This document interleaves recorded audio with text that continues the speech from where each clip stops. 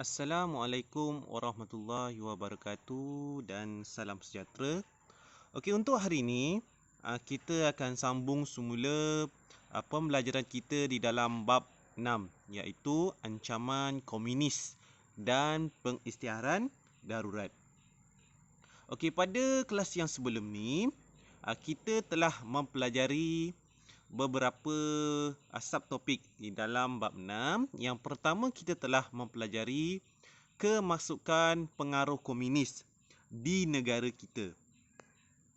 Kemudian, kita telah mempelajari ancaman komunis. Apa yang komunis buat dekat negara kita ni? Kita pelajari ancaman komunis di negara kita. Kemudian, kita telah mempelajari usaha. Tadi dah ada ancaman, kemudian kita telah mempelajari usaha menangani ancaman komunis.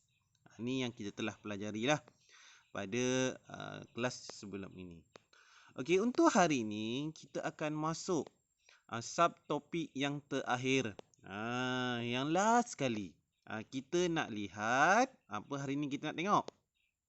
Kita nak lihat kesan zaman darurat yang telah diisytiharkan oleh kerajaan terhadap negara kita. Kita nak lihat apa yang berlaku. Apa kesan daripada komunis menyerang, kemudian British telah mengisytiharkan darurat, dan kita nak lihat ni, kita nak lihat kesan.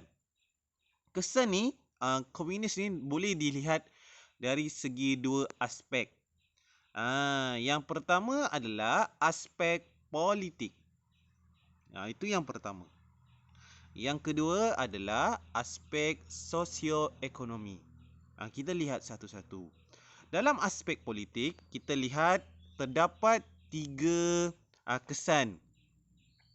Yang pertama adalah peningkatan jumlah warga negara.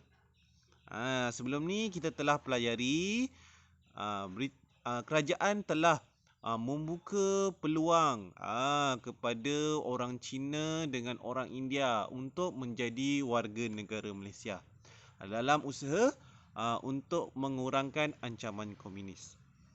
Kesan daripada langkah tersebut menyebabkan lebih kurang 1.2 juta orang Cina dan 180,000 orang India telah menjadi warga negara. Kita dah buka kewarganegaraan ni, perkara inilah yang menunjukkan pengorbanan orang Melayu sendiri terhadap kaum lain bagi mewujudkan perpaduan rakyat. Kita nak kurangkan ancaman komunis ni, tak nak bagi orang Cina terlibat dalam komunis, jadi kita offer warga negara. Menawarkan warga negara inilah yang menunjukkan pengorbanan orang Melayu terhadap kaum lain. Kemudian adalah penubuhan Malayan Chinese Association iaitu MCA. Darurat mendorong sehenegeni mengambil langkah menawan hati penduduk Cina ke arah penubuhan parti politik berorientasikan tempatan. Sebab apa? Sehenegeni dia tak nak orang Cina ni terlibat dengan komunis, PKM. Jadi dia ajak orang Cina untuk buat parti politik. Jadi pada 27 Februari 1949, MCA telah ditubuhkan. Ketua dia adalah Tan Cheng Lock di tempat di Kuala Lumpur. Peranan dia adalah meyakinkan British bahawa bukan semua orang Cina sokong komunis. Kemudian berganding bahu dengan kerajaan untuk memerangi komunis. Kemudian membantu kewangan untuk kerajaan. Kemudian menempatkan 500,000 orang penduduk semula ke Kampung Baru. Jadi orang Cina yang duduk di pinggir hutan ditempatkan di satu tempat iaitu Kampung Baru. Kemudian menjalankan kutipan derma melalui jualan loteri. Dia macam ada dia ambil siapa macam berjudi lah, tapi hasil duit loteri tu didermakan untuk penduduk Kampung Baru. dan berjaya mengumpul 2.5 juta bagi membaiki kehidupan penduduk Cina di kampung baru. Ahlinya lebih kurang 250,000 ahli pada Februari 1953. Itu yang pertama. Yang pertama adalah peningkatan jumlah warga negara. Yang kedua adalah penubuhan MCA. Yang ketiga adalah mempercepat kemerdekaan. Kerana apa? British ni sedar kita tidak boleh mengharapkan darurat. Untuk mengurangkan ancaman komunis. Jadi kerajaan British caranya adalah mempercepatkan kemerdekaan tanah Melayu. Dengan sebab apa? Jadi sebabnya kita lihat nanti. Kita lihat nanti sebab kenapa dia nak mempercepatkan kemerdekaan tanah Melayu. Penubuhan jawatankuasa hubungan antara kaum CLC meningkatkan kesedaran politik pemimpin kaum bahawa mereka boleh berkongsi kepentingan dan hala tuju yang sama, iaitu gabungan 3 parti kaum iaitu UMNO, MCA dan MIC iaitu Parti Perikatan. Kemenangan Parti Perikatan dalam pilihan raya umum 1955 memberi keyakinan kepada British bahawa tanah Melayu boleh menewaskan komunis melalui perpaduan kaum. Jadi melalui pengisytiharan kemerdekaan ni, PKM ni tak ada lagi alasan yang alasan mereka untuk memperjuangkan kemerdekaan. Sebab apa? British ni nak beri kemerdekaan melalui kemenangan parti politik ni. Okey, ini adalah gambar sebahagian ahli jawatankuasa MCA. Yang kedua adalah aspek sosioekonomi. Yang pertama adalah kesan daripada kesan yang pertama adalah meningkatkan kos perbelanjaan. Ini adalah kesan yang pertama disebabkan oleh pengisytiharan darurat. Pengisytiharan darurat telah menjejaskan perkembangan ekonomi dan meningkatkan perbelanjaan British untuk menangani komunis. Purata untuk menangani komunis sehari ni pulangnya berapa? Sebanyak 250,000 hingga 300,000 sehari. Dolar. Kerajaan telah belanja lebih 100 juta sebulan ataupun 120 juta setahun untuk membenteras komunis. Jadi British dengan kerajaan ni banyak berbelanja. Sebab apa? Mereka nak menempatkan semula orang di kampung baru yang dari pinggir hutan. Kemudian nak buat perbelanjaan ekonomi, perbelanjaan pembangunan semula. Banyak kos yang diperlukan hasil kesan daripada ancaman komunis. Yang kedua adalah penderitaan dan kesengsaraan rakyat. Disebabkan apa? Banyak ladang dan lombong diserang oleh komunis dan menyebabkan ekonomi terjejas. Apabila ladang, lombong tidak boleh dijalankan, tak boleh bergerak, jadi penanaman seperti penanaman padi pun semakin berkurang. Apabila barang kurang, ramai orang, menyebabkan harga makanan melambung tinggi. Peniaga, pekedai, pengusaha kebun, peladang dan pelombong menghadapi kesukaran kerana mereka merupakan sasaran peras ugut komunis bagi mendapat wang dan makanan.